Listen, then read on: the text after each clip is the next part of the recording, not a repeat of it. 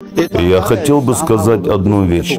Когда закончилась Первая русско-чеченская война, мы поехали в хадж. Шел второй год после войны.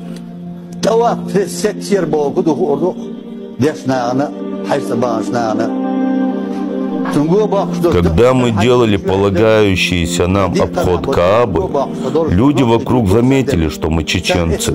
Вы не представляете их реакцию.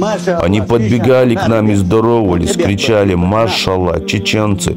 Машалла, щищаны!» Я сразу же сделал дуа: «О великий, всемогущий Аллах, в самом святом месте на земле Ты возвысил нас.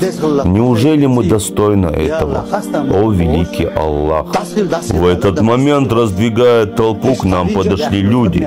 В середине шел один старец, на вид ему было не меньше 100 лет.